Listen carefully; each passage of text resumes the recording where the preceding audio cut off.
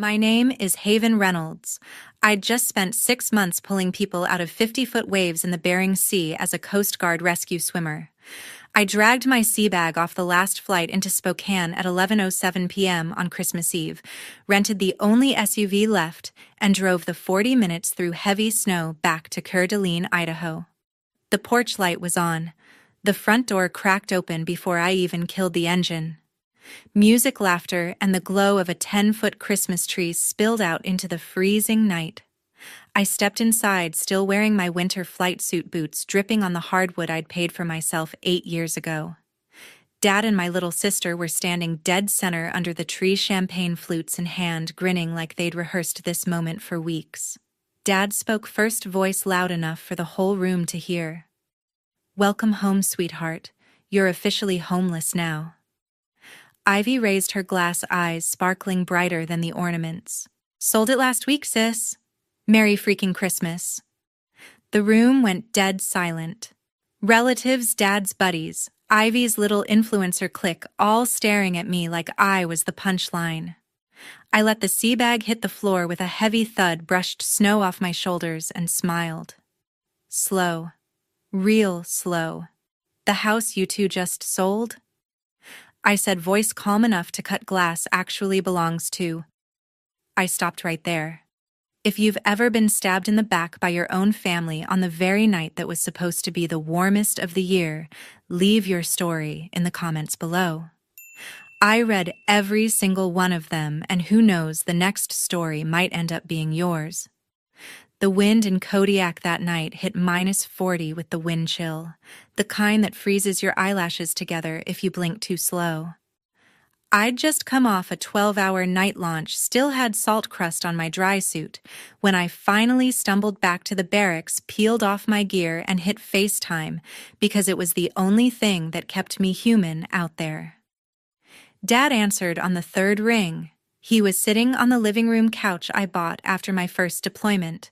Behind him, Ivy was holding up a brand new Hermes Birkin like it was a trophy, spinning in slow motion so the camera caught every angle.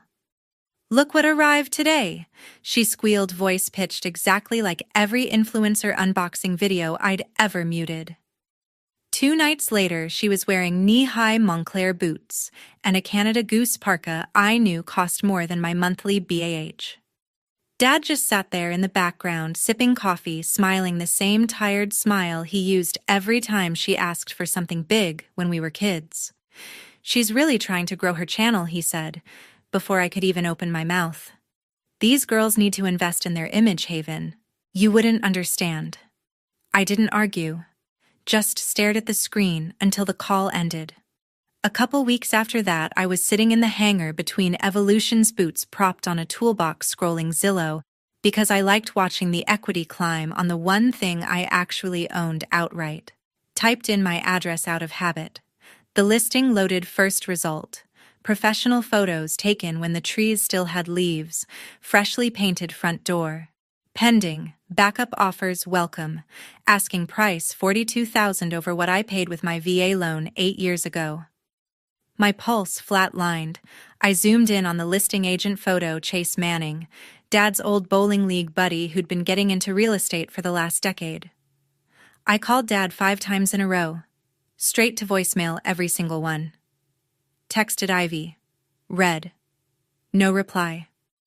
That night, I sat on the edge of my rack until lights out, replaying every conversation from the last 6 months. Every "don't worry, we're fine." Every "send a little extra this month" every time he changed the subject when I asked what Ivy was actually doing for work. I opened the messaging app and scrolled up until I found Princess Lewis swimmer from my A-school class, who'd gone JAG after her first tour. We hadn't talked in 2 years, but I still had her number. Sent her the Zillow link and one line, "Can a POA list a service member's primary residence without their knowledge while they're on orders?" She answered in 30 seconds. "Send me the exact address and grantor grantee info.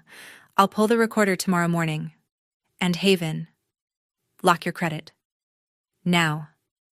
I spent the next 4 hours on a satellite connection that kept dropping, screenshotting every text where Dad asked for a little help for Ivy, every Venmo transfer labeled family, every email where I'd signed the durable power of attorney before this rotation because I thought I was just making sure utilities stayed on.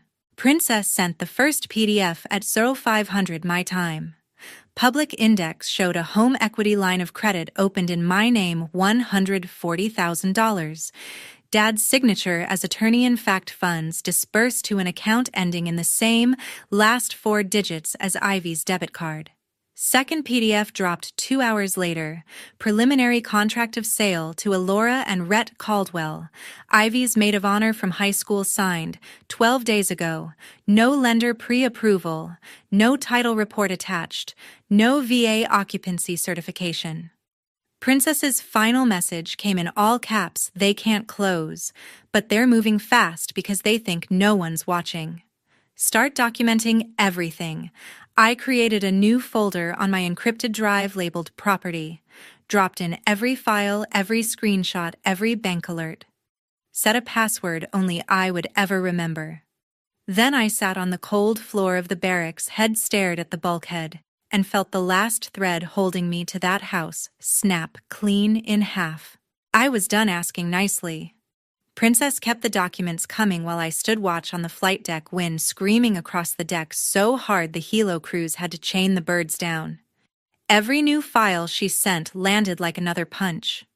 Page 1. HELOC draw schedule showing 3 separate transfers to Ivy's account within 4 days of opening the line. Page 2. Email from Chase Manning to Dad, dated exactly 1 week after the HELOC recorded titles clean enough for cash buyer. We can close in 12 days. No lender. No problem. Page 3. Purchase agreement signed by Dad as attorney-in-fact purchase price. $410,000 earnest money, $85,000 marked non-refundable buyer names. Alora and Rhett Caldwell, Ivy's best friend since Cheer Squad, and the guy she married last summer. Princess attached a sticky note in the PDF: 0 chance this funds. No title insurance company will touch it with an open lien and missing VA occupancy cert. But they're moving fast because they think you're stuck in the Bering Sea. I forwarded everything to my commanding officer with a short request for emergency leave and a family hardship packet. Approved in 6 hours. I bought the only seats left between Kodiak and the lower 48 red-eye to Anchorage, 4-hour wait in the USO Alaska Airlines to Seattle. Then, the last flight of the day into Spokane. 21 hours door to door. I slept maybe 90 minutes total, kept rereading the contract on my tablet until the words burned. Landed Spokane 22. 07, local Christmas Eve. Rental counter had 1 vehicle left, a silver Tacoma with studded tires. I threw my sea bag in the back, plugged Coeur d'Alene into the GPS, and hit the road. Snow started halfway across the 4th of July pass, thick and sideways. Chains required signs flashing red, but the plows were already behind. I kept it at 45 knuckles white on the wheel heater, blasting every mile marker another minute closer. The lake appeared on my right, black ice reflecting the Christmas lights from the houses along the shore. I took the Northwest Boulevard exit, turned onto my street, and felt my stomach knot tighter than it ever had on any night hoist. Every driveway on the block had reindeer or Santa inflatables glowing. My house, no. The house blazed like a showroom, every light on wreaths on both garage doors, a 12-foot tree visible through the front window, silhouettes of people moving behind the blinds. I cut the engine 2 houses down, sat in the sudden silence, and watched steam curl off the hood into the freezing air. The dashboard clock read 23:11. Music thumped from inside baseline, strong enough to rattle my windows. I pulled on my cover, grabbed the binder I'd assembled in every airport lounge between here and Alaska, and stepped out into the snow. Boots crunched loud enough to wake the dead, but nobody came to the door. They were too busy celebrating. I walked up the sidewalk I'd shoveled myself for 8 winters, stood under the porch light I'd installed after my last promotion, and stared at the wreath hanging where my American flag usually flew. Then I reached for the doorknob, turned it, and pushed. I shoved the door open with my shoulder and stepped straight into the middle of their celebration. Cinnamon candles, pine needles, and cheap red wine thick in the air. A 12-foot noble fir dominated the living room, drowning in white lights and gold ribbon. 30 people, at least cousins, I barely recognized. Dad's old poker crew, Ivy's entire ring light squad, all holding plastic flutes of champagne, like they were at a wedding toast. Dad saw me first. He was planted under the tree in a light-up Rudolph sweater, one arm slung around Ivy, the other, holding his glass high. He shouted over Mariah Carey like he'd been waiting his whole life for this moment. "Look who finally showed up? Sorry, kiddo, but you're too late. House isn't yours anymore." Ivy spun in a sequined mini dress hair extension, swinging and actually clapped. "Closed escrow yesterday. Big sis cash deal. We're literally partying in your old house right now." "Happy holidays." Half the room laughed like it was the best joke they'd heard all year. I stood just inside the threshold, snow melting off my cover onto the hardwood I'd refinished myself 3 years ago. My pulse was steady, the same steady I keep when I'm hanging 80 feet below a helo in 60-knot winds. Dad kept going louder now, drunk on the spotlight. "Family takes care of family, Haven. Ivy needed a clean slate. You were off playing hero anyway. Didn't think you'd mind." I finally spoke low enough that the music almost ate it, but every single conversation died instantly. "You sure about that, Dad?" He barked a laugh. "Thought I was broken." I pulled my phone out slow, opened the PDF Princess had sent from the county recorder, and turned the screen so the whole room could see the highlighted lien. $140,000 open HELOC you signed as my attorney in fact. Still active. Still in first position. No title company on earth will insure a sale with an undisclosed lien and an active duty owner who never signed an occupancy waiver in person, which means escrow can't close. Ever. The Christmas music kept playing, but nobody was dancing anymore. Elora and Rhett were parked on the leather sectional I'd bought after my last promotion. Elora's champagne flute slipped from her fingers and shattered on the coffee table. Rhett went the color of the snow outside. Rhett stood up so fast he knocked over the ottoman. "Seth, you swore the power of attorney made it legal.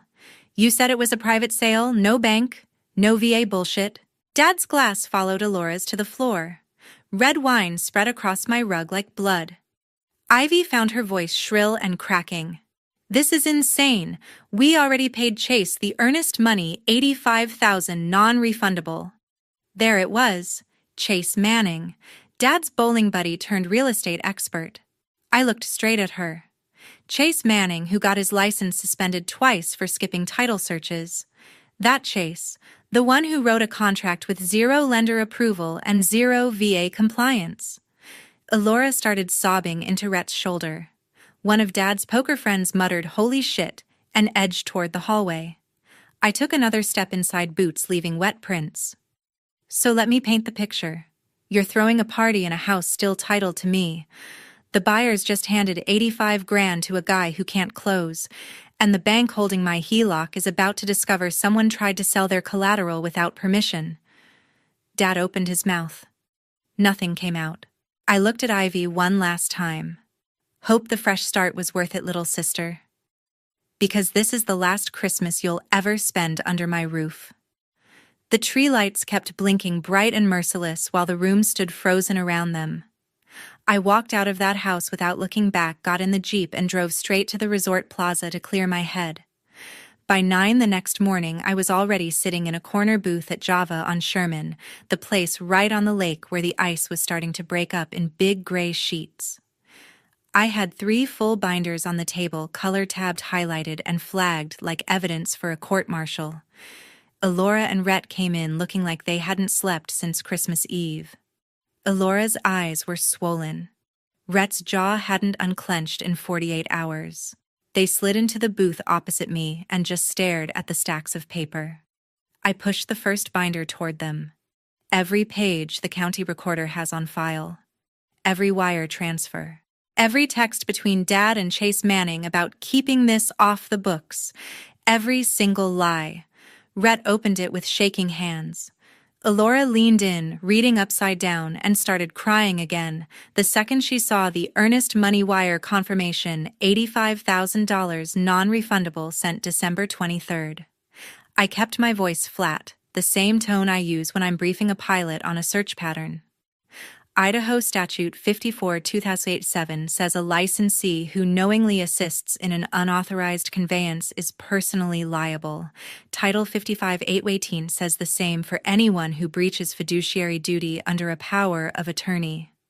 You file today, you'll have that money back, plus statutory damages, attorney fees, and probably punitive on top.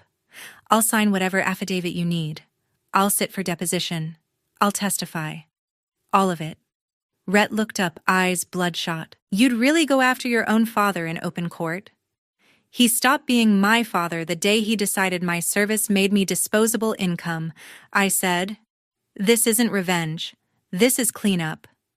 Elora wiped her face with a napkin, smearing mascara across her cheek. We already moved half our stuff in. He gave us garage door codes, told us to make it ours. I nodded once. Then you have standing for fraudulent inducement too. Keep every photo, every text, every moving receipt. It all goes in the complaint. Rhett pulled out his phone, dialed their attorney on speaker right there between the coffee cups. I spent the next 90 minutes walking the guy through the timeline page by page. By the time we stood up to leave, the lawyer was already drafting a civil complaint against Seth Reynolds, Ivy Reynolds, and Chase Manning for fraud, breach of fiduciary duty, and violation of Idaho Real Estate Code. I was halfway across the parking lot when my phone lit up with Mrs. Arredondo's number. Mija, your dad's in my driveway. He's been sitting in his truck for an hour. Says the bank just served him acceleration papers, and Elora's lawyer left a voicemail threatening 6 figures in damages. He won't leave until he talks to you. I drove the 3 blocks in silence. Dad was exactly where she said, slumped behind the wheel of his Silverado, face gray envelope crumpled in his fist. Mrs. Arredondo stood on her porch in her robe, and slippers, arms crossed, watching like she used to watch me when I came home late as a teenager.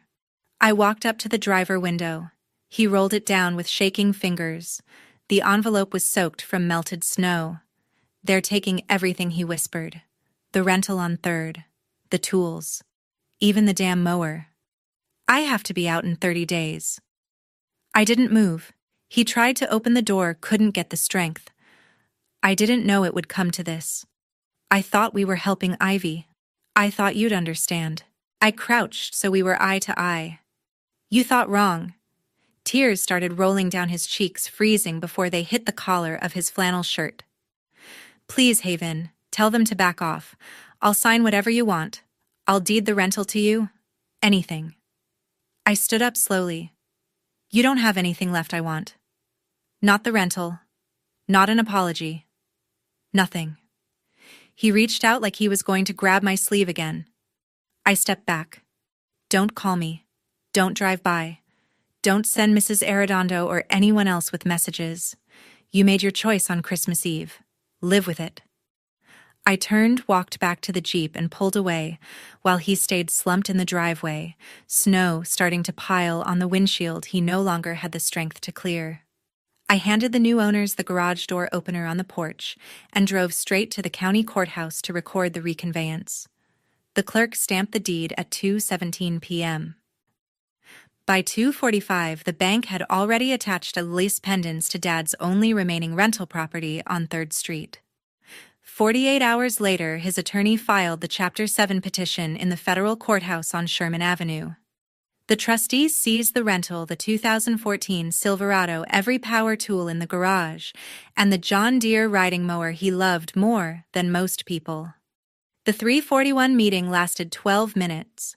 Dad left with a plastic grocery bag of clothes and a discharge order that wiped out every dime except his Social Security, and a beat-up Tacoma the trustee decided wasn't worth hauling away. Chase Manning's disciplinary hearing was scheduled in Boise the following month. I took 2 days of leave, drove the 5 hours south on I-84, and sat in the back row of the hearing room. The commission attorney laid out the evidence, No title search, no lender approval, no disclosure of the open HELOC, no VA compliance affidavit. Chase tried the "I was just the facilitator" defense. It lasted 4 minutes. The panel revoked his license on the spot, effective immediately. No appeal, bond accepted. He walked out the side door while local news cameras rolled. I didn't smile, just turned around and drove home. Ivy's downfall came in pieces. First, the big credit card companies filed in district court American Express for $42 grand, Discover for $58, Capital One for $61. Then the private student loan servicer tacked on another $23. Every judgment included 23% post-judgment interest and attorney fees. Her part-time brand deals dried up the minute the first wage garnishment hit. Someone screenshot the public docket and posted it on a local influencer snark page. Within a week, her follower count dropped by half. She listed the ring light, the backdrop stand, even the fake plants on Facebook Marketplace for pennies on the dollar. I got the keys back officially on a gray Thursday in March. The house sat empty. Heat turned off, pipes winterized. I unlocked the front door, stepped inside, and let the silence settle. The Christmas tree was still in the corner, brown needles everywhere, ornaments shattered where someone had yanked it down in anger. I walked past it without stopping. Upstairs, Mom's curio cabinet was the only thing untouched. I opened the glass door, took the small cedar box with her wedding ring, the framed photo of the three of us at my chief pinning ceremony, and the auxiliary pin she wore every Coast Guard birthday. I slipped them into a padded pouch, closed the cabinet, and left every other possession exactly where it was. Friday morning, I met Sarah, a licensed agent Mrs. Arredondo recommended at the title company. We signed a 6-month exclusive listing at 3% commission, priced $5,000 under the last comp to guarantee multiple offers. They came in before the lockbox was even installed, 7 above, asking for all cash. I picked the cleanest one, 30-day close, no inspection, no appraisal contingency. Closing day was crisp and sunny. The buyers, a young Navy couple transferring in from San Diego, did their final walkthrough while I stood on the driveway with 3 bankers' boxes at my feet, uniforms, Mom's things, and 1 shadow box with my air medal. The husband asked if I wanted to keep the flagpole in the front yard. I told him it was his now. He thanked me for my service. I nodded, handed over every key on a new ring, and signed the seller's closing statement. The moving truck never came. I hired an estate sale company to liquidate everything left inside sofa I bought after my first deployment dining table. I refinished myself every coffee mug, every throw pillow. They tagged it all, ran the sale over a weekend, and mailed me a check for $12,000 minus their fee. I endorsed it over to the Coast Guard Foundation the same day. I loaded the 3 boxes into the back seat of the new Tacoma, shut the tailgate, and pulled away from the curb. The house shrank in the mirror until the curve on Lakeshore Drive took it out of sight for good. I didn't feel empty. I felt weightless. I signed the lease on the 3rd floor walk-up the same week the judge stamped the civil protection order. 1 bedroom, exposed brick windows facing east across the lake, so the sunrise hit first thing every morning.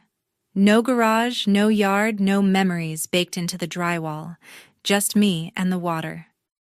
The order came down after Dad parked outside the complex twice in 7 days, and Ivy created 3 new numbers to blow up my phone with voice memos that started with "You owe us." 500-foot radius, 24-month term, criminal contempt on violation. I slid the certified copy into a black frame and hung it over the desk like a certificate I'd actually earned. Princess had a 3-day maritime counterterrorism symposium at the Coeur d'Alene resort that June, so she dropped her sea bag on my living room floor and claimed the couch between briefings. Evenings we sat on the narrow balcony, with our boots on the railing, watching the last float planes of the day skim the glass-smooth lake and vanish toward the Selkirks. One night she came back from the lobby holding a certified envelope by the corner like it might explode. Concierge signed for it. Return address is Kootenai County Detention. Dad's handwriting thinner now, ink smudged in places. I carried it inside, set it on the kitchen island, and built a fire even though the apartment was already warm. Princess poured 2 glasses of Woodford without asking, slid one across the counter, and leaned against the fridge. I slit the envelope with the same dive knife I used to cut hoist cables. 5 pages of jail stationery, blue lines, pencil so hard it tore the paper in spots. First page. I know you don't want anything from me ever again, and I don't blame you. I'm facing 18 months on the fraud plea. They took the house, the tools, even Mom's china cabinet. I just need you to know I never thought it would end like this. I was trying to keep the family together after she was gone. I read exactly 10 lines, folded the pages once, walked to the fireplace, and dropped them in. The edges caught, instantly curled black, turned to fragile ash that floated up the chimney and disappeared into the night. Princess clinked her glass against mine. We drank in silence while the fire settled. The next morning, I walked into the Verizon store on Sherman Avenue, stood at the counter, and watched the rep kill my old Idaho number on the spot. New plan, new carrier, 757 area code, Virginia Beach, far enough away that no one local would ever guess. I deleted every shared cloud album, every family group chat, every photo Ivy had ever tagged me in since high school graduation. Blocked every number I could remember, including the jail extension Dad had used. I updated my emergency contact in the DEARS system to Princess Louis Captain USCG JAG Corps. Changed the beneficiary on my SGLI while I was at it. When the final confirmation screen flashed green, I stood in the middle of the apartment and listened. Nothing. No buzz, no guilt ping, no invisible tether pulling me back to people who only wanted what I could give. Just the soft slap of lake water against the pilings 3 stories below, and the quiet hum of a life that finally answered to no one but me. For the first time since I was 17, and watched Mom's flag-draped casket disappear into the ground, nobody was waiting for me to come home and fix what they broke. And I wasn't coming. I dragged the 4-foot Fraser fir up 3 flights of stairs myself, needles shedding the whole way. Cy carried the little tree up the stairs myself on the 23rd, a scraggly noble fir I cut from the National Forest with a $30 permit and a handsaw. It barely cleared my shoulder, still smelled like pitch and cold air when I wrestled it into the stand by the sliding glass door. 1 strand of plain white lights. No fancy bulbs, no ribbon, no angels. Just light. Princess landed at Spokane the same afternoon, rented a Jeep, and showed up with a duffel and 2 bottles of Woodford Reserve. Ramirez, Cho, and Doc rolled in the next morning after driving straight through from Fairchild, still wearing their flight suits because they'd come off watch at 0400. 5 people, 1 couch, 2 air mattresses, and a kitchen the size of a closet. Perfect. We cooked like we were still on a cutter. Ramirez manned the grill on the balcony in -8 wind chill, flipping steaks thick enough to make a Texan jealous. Cho took over my stove and turned leftover rice, kimchi, and Spam into something that smelled like home for him and comfort for the rest of us. Doc spiked the cocoa with so much peppermint schnapps we had to open the door to keep from sweating. We ate standing up, plates balanced on the counter, boots dripping on the tile, trading stories about swimmers we'd pulled out of 50-foot seas and the ones we almost didn't. Nobody mentioned last year. Nobody needed to. When the plates were empty and the fire was roaring, I pulled a small flat piece of titanium from my pocket, cut from the tail rotor of a Jayhawk that took a lightning strike off Cape Disappointment. I'd spent 3 nights in the hangar with a Dremel and a file turning it into a 5-point star, edges still raw. I climbed on the coffee table, reached up, and set it crooked on the highest branch. The white lights hit the metal and scattered tiny shards of reflection across the room like ice on water. Princess lifted her mug first. To the people who stay when it's hard. Glasses clinked. Nobody cheered. We just drank. Later, when the others were snoring in a pile of blankets and the fire had burned down to embers, I stood at the window with my hands wrapped around a fresh mug. Snow fell straight and silent, erasing footprints on the boardwalk below. The lake was a black mirror under the street lamps the opposite shore, nothing but dark tree shapes and a few porch lights from houses that belonged to strangers now. I thought about the house on Lakeshore Drive, the one with the big bay windows and the flagpole I'd never raise again. I thought about the 10-foot tree that used to stand where my couch is now, drowning in ornaments paid for with money I sent home. I thought about the voices that used to fill these rooms and how quiet sounded better than any of them ever did. Blood doesn't guarantee loyalty. It doesn't guarantee truth. It doesn't even guarantee love. It just guarantees you share DNA. Everything else is a choice. And for the first time in my life, every person asleep on my floor had chosen me, when choosing me cost them something: time, money, leave days, a warm bed. They crossed state lines in winter to sit on my crappy balcony and eat overcooked steak because I asked. That was family. The star caught the firelight one last time as the logs collapsed into ash. I didn't need anything bigger.